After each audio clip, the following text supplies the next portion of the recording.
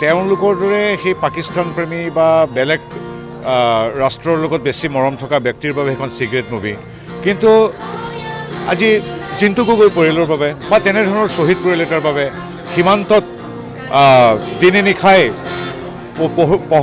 প্ৰহৰীৰ হৈ থিয় হৈ থকা লোকসকলৰ বাবে, পাকিস্তানৰ উগ্ৰপন্থীৰ গুলীত মৃত্যু হোৱা লোকৰ বাবে, সীমান্তৱৰ্তী অঞ্চলবিলাকৰ বাবে, তেওঁলোকৰ বাবে কিন্তু চিগাৰেট মুভি নহয়।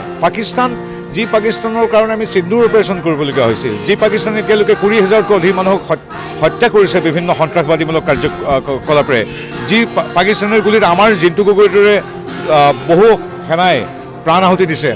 তেওঁলোকে গম পায় পাকিস্তানৰ প্ৰতি থকা মৰম, পাকিস্তানৰ দৰমহাৰে চলি থকা এটা পৰিয়াল, পাকিস্তানৰ হৈ গৈ পিকনিক খোৱা, পাকিস্তানত 10 দিন অন্তৰ্ধান হৈ যোৱা, এইবিলাকতো ইমান সহজ কথা নহয়।